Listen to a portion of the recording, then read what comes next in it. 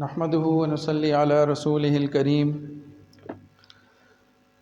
أما بعد فأعوذ بالله من الشيطان الرجيم بسم الله الرحمن الرحيم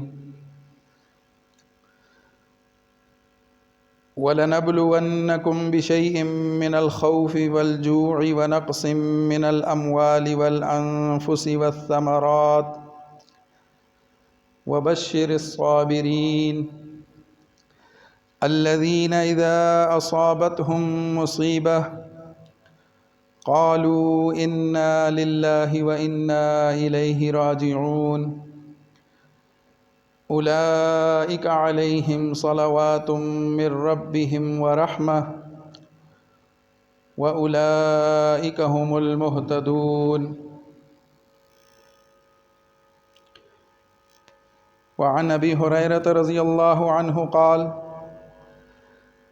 قال رسول الله صلى الله عليه وسلم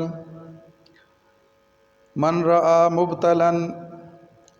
فقال الحمد لله الذي عافاني مما ابتلاك به وفضلني على كثير ممن خلق تفضيلا لم يصبه ذلك البلاء أو كما قال عليه الصلاة والسلام صدق الله مولانا العظيم وصدق رسوله النبي الكريم سبحان ربك رب العزة عما يصفون وسلام على المرسلين والحمد لله رب العالمين۔ میرے انتہائی واجب الاحترام معزز سامعین کرام، گزشتہ کئی ہفتوں کی غیر حاضری کے بعد اللہ رب العزت نے ایک مرتبہ پھر حاضر ہونے کا موقع دیا۔ انسان کی زندگی کو اللہ تعالیٰ نے مختلف امور کا، مختلف حالات کا مجموعہ بنایا ہے۔ جہاں اللہ تعالیٰ نے خوشی کو، راحت کو، سہولت کو، کامیابی کو اور بہتر حالات کو زندگی کا حصہ بنایا، وہیں پر اللہ تعالیٰ نے مصائب، آلام، پریشانیاں، مصیبتیں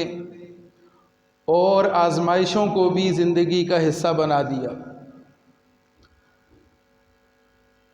تو انسان کی زندگی خوشی اور غم، مصیبت اور سہولت، ان دو طرح کے حالات و واقعات کے درمیان چلتی ہے، اور اللہ رب العزت کا ارشاد ہے کہ تلک الایام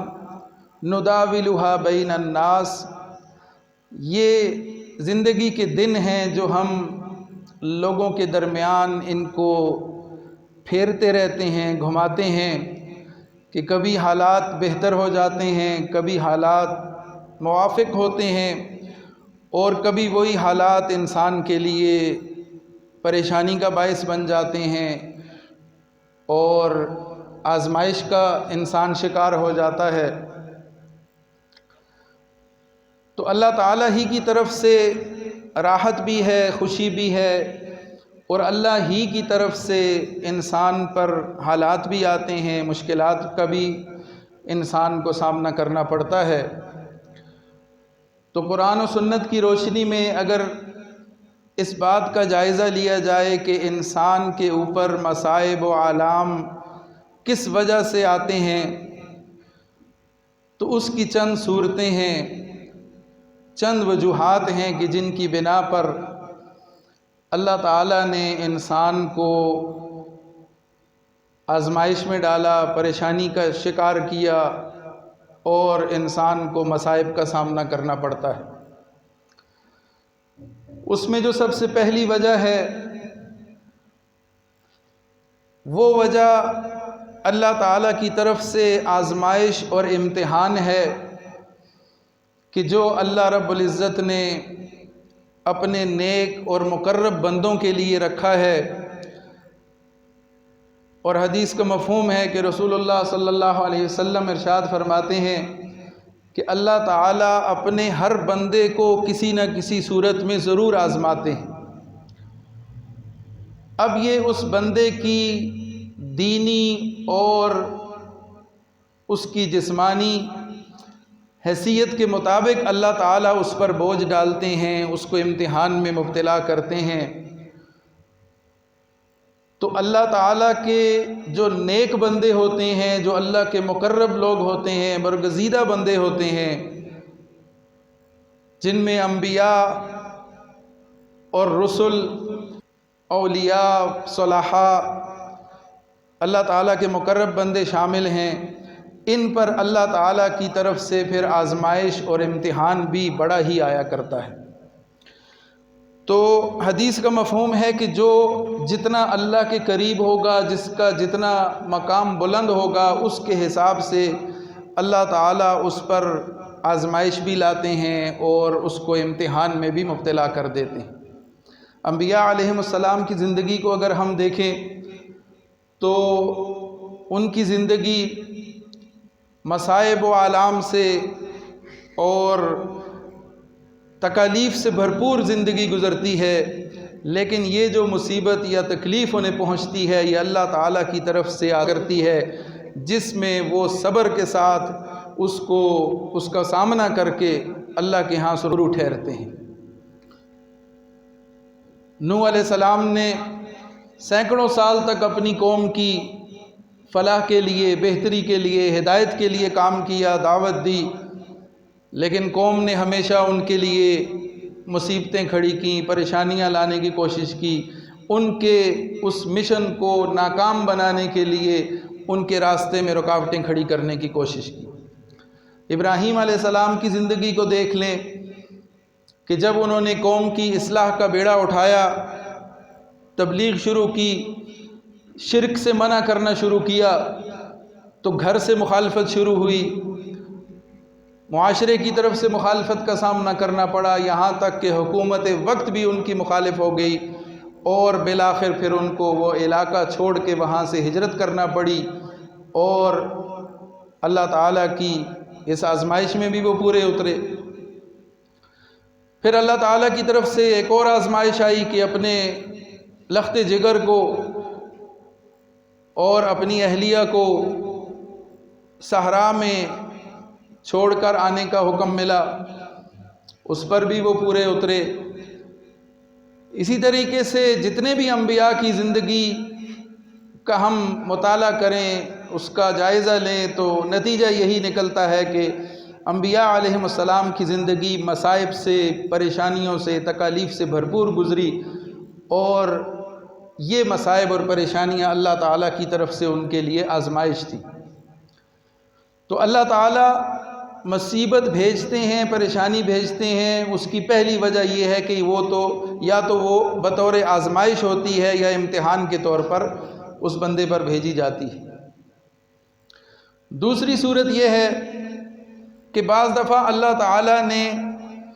اپنے مومن بندوں کے لیے کوئی ایک معیار مقرر کر دیا ہوتا ہے، اور ان کے لیے کچھ خاص مقام رکھا ہوتا ہے، لیکن وہ مومن بندہ اپنے عمل سے اس مقام تک نہیں پہنچ پا رہا ہوتا، تو اللہ تعالیٰ اس کو کسی مصیبت میں گرفتار کر کے، اس پر کوئی پریشانی لا کے، اولاد کی طرف سے کوئی غم بھیج کر، اس کی جان یا مال میں کوئی کمی آ جائے، رکاوٹ آ جائے، پریشانی اس کو مل جائے،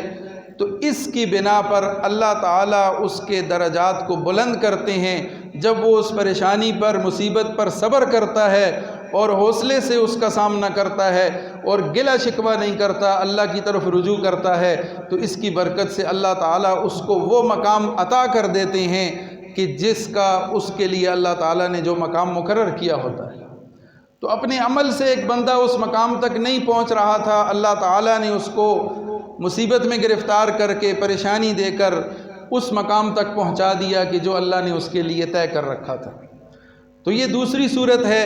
کہ جب مصائب، پریشانیاں، آزمائشیں اس صورت میں آتی ہیں کہ اللہ تعالیٰ اپنے نیک بندوں کو اس مقام تک پہنچانا چاہتے ہیں جو وہ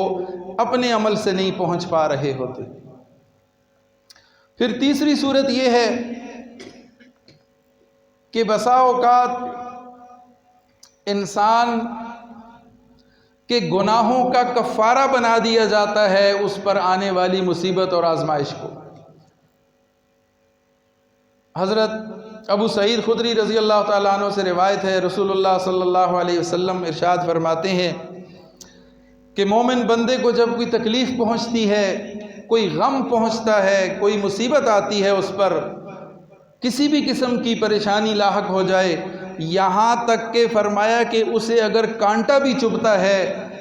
تو اس کے بدلے بھی اللہ تعالیٰ اس کے گناہوں کی بخشش کرتے ہیں، اس کے گناہوں کو دھو ڈالتے ہیں، اور اس کی برکت سے اللہ تعالیٰ اس کے گناہوں کا، اس مصیبت کو کفارہ بنا دیتے ہیں۔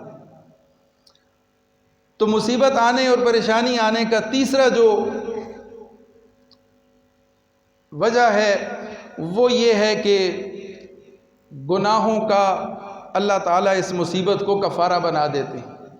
انسان اس مصیبت پر صبر کرتا ہے، اللہ تعالیٰ کی طرف رجوع کرتا ہے، اور نتیجہ یہ نکلتا ہے کہ اللہ تعالیٰ اس کے صبر کرنے کی وجہ سے اس کے گناہوں کو دنیا ہی میں معاف کر دیتے ہیں اور آخرت میں وہ کامیاب ہو کے جائے گا۔ اسی طرح عبداللہ بن مسعود رضی اللہ تعالیٰ عنہ سے روایت ہے کہ رسول اللہ صلی اللہ علیہ وسلم نے ارشاد فرمایا کہ انسان کو جب بھی کوئی مصیبت پہنچتی ہے، حدیث کا مفہوم ہے، تو اس کے بدلے اللہ تعالیٰ اس کے درجات کو بلند کرتے ہیں، اور مصیبت پر صبر کرنا اس کے لیے نجات کا باعث بن جاتا ہے۔ دنیا ہی میں اللہ تعالیٰ اس کو کسی مصیبت میں مبتلا کر کے اس کے گناہوں کو دھو ڈالتے ہیں، یہاں تک کہ وہ گناہوں سے پاک صاف ہو جاتا ہے، اور آخرت میں وہ کامیاب ہو کر آخرت کا سامنا کرے گا۔ تو یہ تیسری صورت ہے کہ جو مصائب اور پریشانیوں کی وجہ ہے، جس کی وجہ سے اللہ تعالیٰ اپنے بندوں کو مصائب کا شکار کر دیتے ہیں، مصیبت میں مبتلا کر دیتے ہیں۔ اور پھر چوتھی وجہ، بسا اوقات اللہ تعالیٰ اپنے بندوں کی تنبیہ فرماتے ہیں،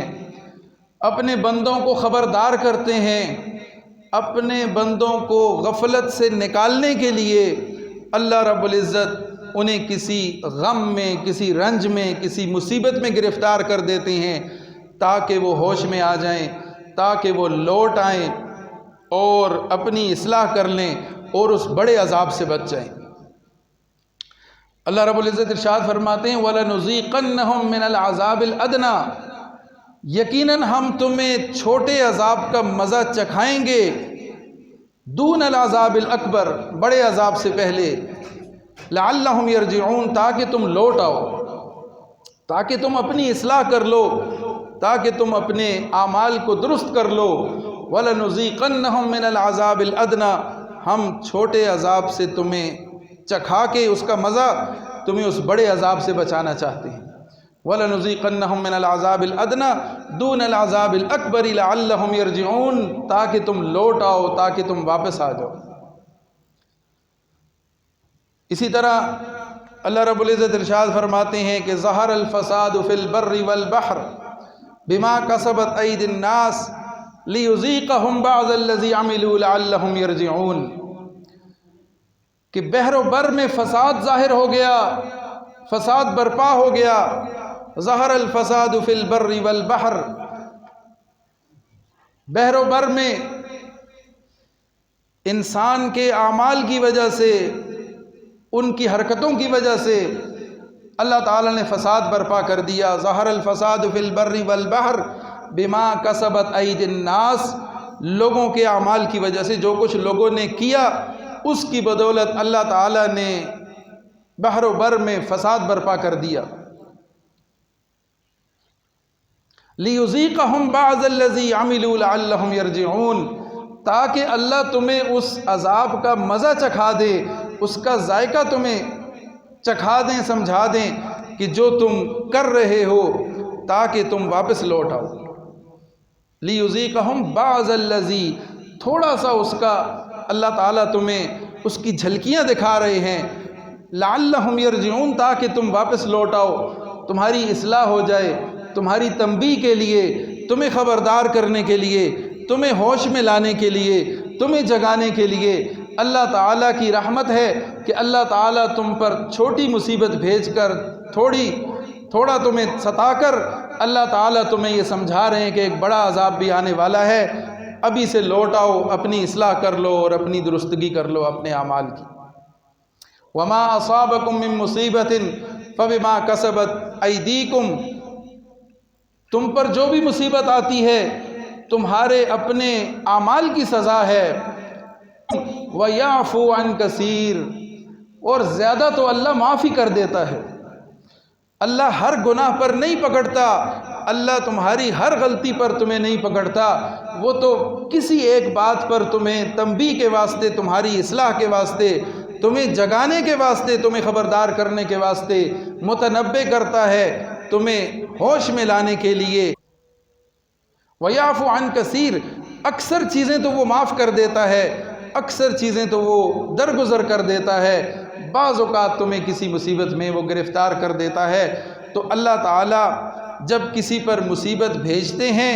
جب کسی پر آزمائش بھیجتے ہیں، تو اس کی چند صورتیں ہیں، 5 صورتیں بنتی ہیں کہ جن کی بنا پر انسان پر کوئی رنج یا مصیبت آتی ہے۔ تو چوتھی صورت میں نے عرض کیا کہ اللہ تعالیٰ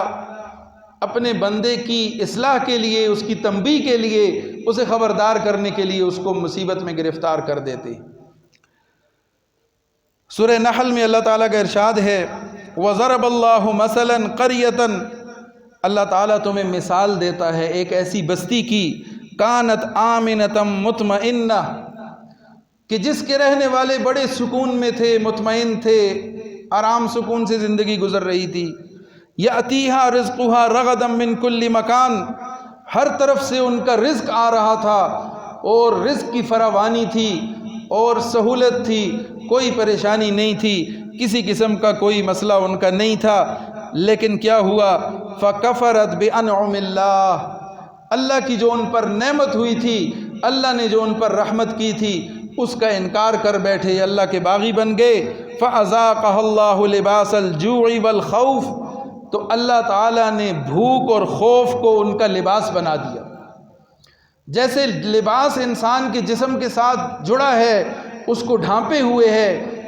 اسی طرح اللہ تعالیٰ نے خوف اور بھوک کو ان کے ساتھ لازم کر دیا، اور جیسے لباس انسان کے ساتھ لگا ہوتا ہے، اس طرح اللہ تعالیٰ نے بھوک اور خوف کو ان کے ساتھ لگا دیا اور ان پر مسلط کر دیا۔ بما کانوا یصنعون، جو ان کے اعمال تھے ان کی بدولت، جو کچھ وہ کرتے تھے اس کا صلہ یہ ہوا کہ اللہ تعالیٰ نے ان کو اس میں مبتلا کر دیا۔ اکثر علماء کی رائے یہ ہے کہ یہ جس بستی کی مثال دی گئی ہے، اس سے مراد مکہ کی بستی ہے۔ جب رسول اللہ صلی اللہ علیہ وسلم ہجرت فرما گئے، مکہ سے مدینہ تشریف لے گئے، تو اس دوران کئی سال ایسے گزرے کہ مکہ میں قحط سالی اور خشک سالی اور فقر و فاقہ شروع ہو گیا۔ غالباً 7 سال یا اتنا کچھ عرصہ ایسا گزرا کہ شدید قحط سالی ہوئی، اور اس کے نتیجے میں لوگ مرنے لگے، لوگوں کو مردار کھانا پڑا، گندگی کھانے پر مجبور ہوئے، اس حالت کو پہنچ گئے حالات۔ تو اللہ تعالیٰ نے مثال اس مکہ شہر کی بیان کی کہ جس میں لوگ اطمینان سے رہ رہے تھے، خوشحالی تھی اور ہر طرف سے رزق آ رہا تھا، اس لیے کہ ابراہیم علیہ السلام کی دعا کا ثمر تھا، رب اجعل ھذا البلد آمنا، اے اللہ اس شہر کو امن کا گہوارہ بنا دے، وارزق اہلہ من الثمرات، اور اس شہر کو، اس کے لوگوں کو ان کی خوراک بھی مہیا کر دے اور ان کے رزق میں فراوانی کر دے، ان کی معیشت کو بھی ٹھیک کر دے۔ تو ابراہیم علیہ السلام کی اس دعا کا ثمر تھا کہ ہمیشہ سے مکہ میں رزق کی بھی فراوانی تھی اور امن بھی تھا، سکون بھی تھا، کسی قسم کا خوف اور خطرہ نہیں تھا۔ لیکن جب انہوں نے اللہ کی نعمت کا انکار کیا، کفر اختیار کیا، اللہ نے اپنا نبی ان کے بیچ میں بھیجا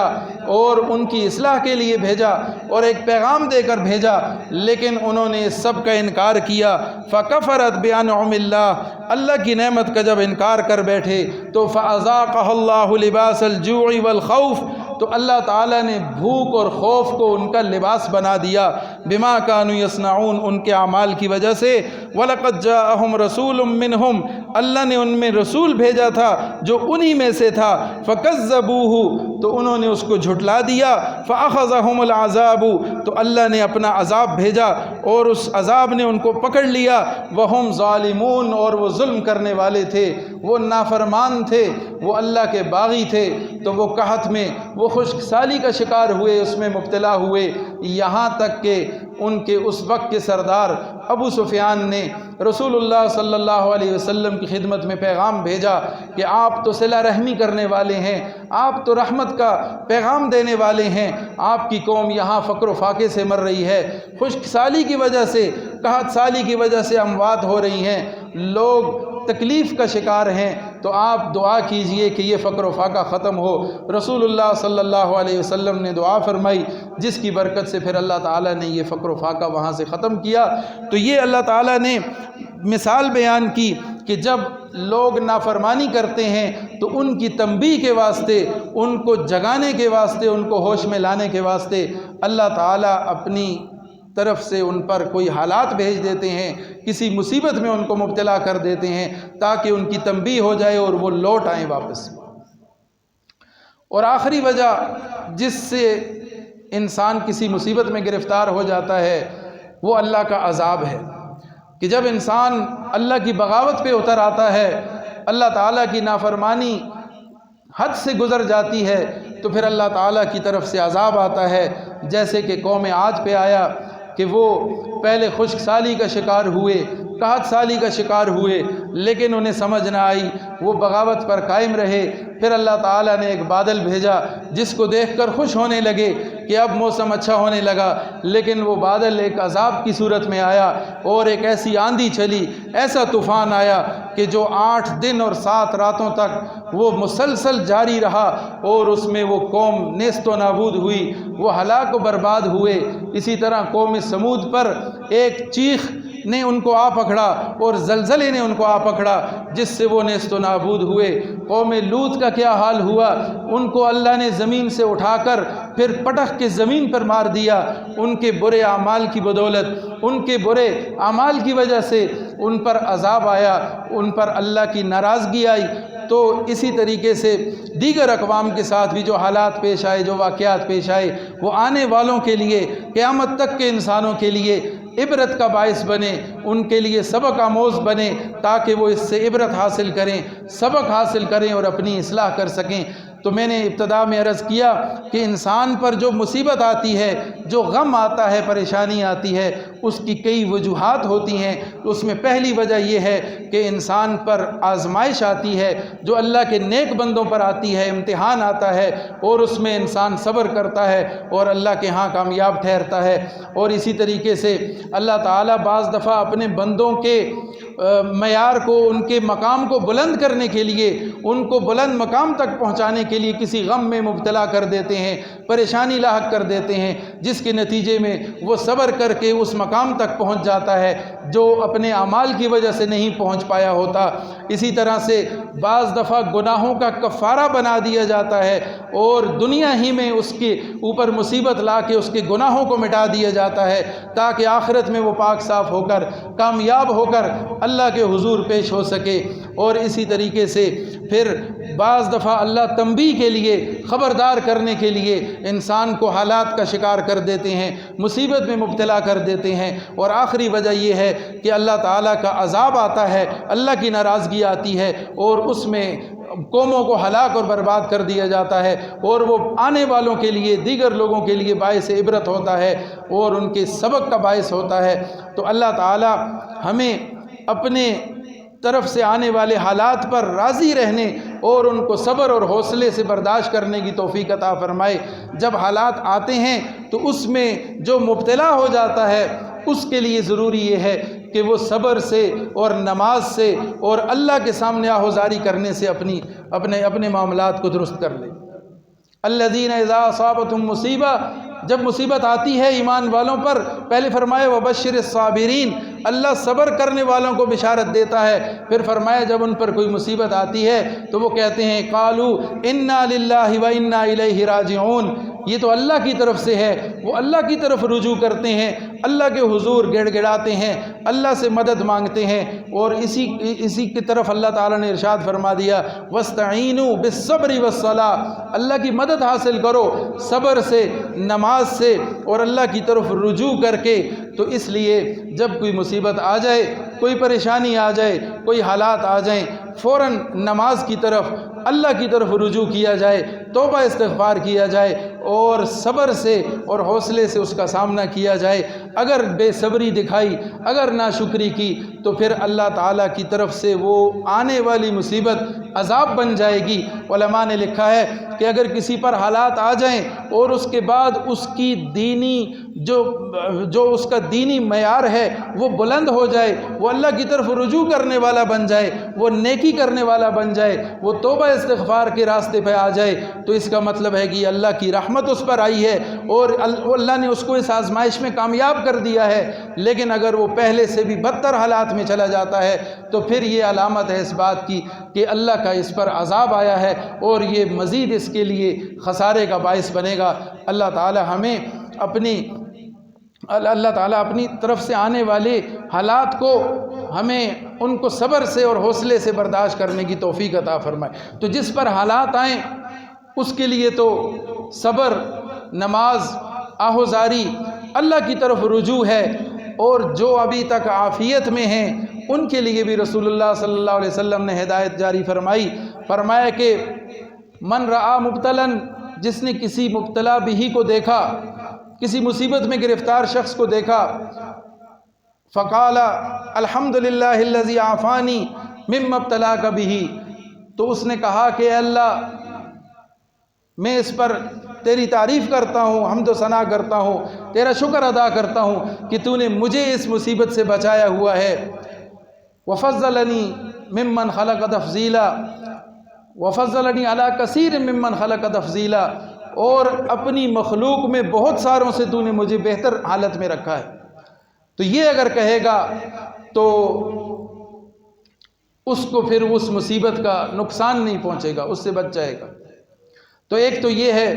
کہ اللہ سے عافیت مانگی جائے کہ اللہ تعالی ہمیں مصیبت سے بچائے اور عافیت کا معاملہ فرمائے۔ الحمدللہ الذی عافانی مما ابتلاک بہ وفضلنی علی کثیر ممن خلق تفضیلا، یہ پڑھنا مسنون ہے۔ اور اس کے ساتھ ساتھ پھر اس مبتلا بھی کا جتنا اس کے ساتھ اس کی حوصلہ افزائی کی جائے، اس کے ساتھ تعاون کیا جائے، اس کو جتنی اخلاقی اور مالی اور جسمانی جس طرح کی اس کو سپورٹ چاہیے، اس کو مدد چاہیے، وہ دینا، یہ ہمارا کام ہے۔ اور الحمدللہ ہمارے معاشرے میں خیر غالب ہے اور الحمدللہ ہم آپس میں ایک دوسرے کے ساتھ اسی طرح مل جل کے لوگ چلتے ہیں، تعاون بھی کرتے ہیں۔ اللہ تعالیٰ سب کو جزائے خیر عطا فرمائے۔ ایک چیز ہے کہ جس سے بچنے کی بہت زیادہ ضرورت ہے اور وہ یہ ہے کہ بعض دفعہ جب ہم کسی کو کسی عمل میں مبتلا دیکھتے ہیں، کسی مصیبت کا شکار دیکھتے ہیں، تو بسا اوقات ہم فوری طور پر کوئی نہ کوئی فیصلہ جاری کر دیتے ہیں۔ اس سے بچنے کی ضرورت ہے۔ عموماً یہ دیکھا جاتا ہے کہ جب کسی پر کوئی حالات آ جائیں تو بعض ناسمجھی میں لوگ ذرا بھی دیر نہیں لگاتے اور فوراً کہہ دیتے ہیں کہ دیکھو اس نے فلاں موقع پہ یہ بات کی تھی، اس نے میرے ساتھ ایسا کیا تھا، اب دیکھو کیسے حالات کا شکار ہوا، دیکھو کیسی اللہ کی پکڑ آئی۔ تو اس سے بچنے کی ضرورت ہے۔ یہ اس بندے کا اور اللہ کا معاملہ ہے کہ یہ اس کے اوپر آزمائش ہے، یہ اس کے درجات کی بلندی کا باعث ہے، یہ اس کے گناہوں کا کفارہ ہے، یا اس کی تنبیہ کے لیے ہے، یا اس پر اللہ کا عذاب آیا ہے۔ یہ فیصلہ کرنا ہمارا کام نہیں ہے۔ ہمارے لیے یہی حکم ہے کہ ہم یہی کہیں کہ اے اللہ تیرا شکر ہے کہ تو نے اس مصیبت سے ہمیں عافیت میں رکھا اور بہت ساروں سے تو نے ہمیں بہتر حالت میں رکھا۔ ہمارا کام یہ ہے کہ ہم اللہ کا اس پر شکر ادا کریں اور اس مبتلا بھی کی مدد کریں، اس کے ساتھ تعاون کریں، فیصلے صادر نہ کریں۔ اللہ نے ہمیں جج نہیں بنایا، یہ اللہ اور اس بندے کا معاملہ ہے، اور اس پر فوری فتویٰ صادر کر دینا اور فیصلہ دے دینا کہ یہ ایسا اس وجہ سے ہوا کہ وہ ایسا تھا، اس سے اجتناب کی ضرورت ہے۔ اللہ تعالی ہم سب کے تمام اعمال کی اصلاح فرمائے، اللہ تعالی ہمیں نیکی اور تقوی نصیب فرمائے، اور اللہ تعالی ہم سب کو اپنی آزمائشوں سے، مصیبتوں سے، پریشانیوں سے، آفات سے سب کی اللہ تعالی حفاظت فرمائے، اور اللہ تعالی سب کے ساتھ عافیت کا معاملہ فرمائے۔ وآخر دعوانا ان الحمد للہ رب العالمین۔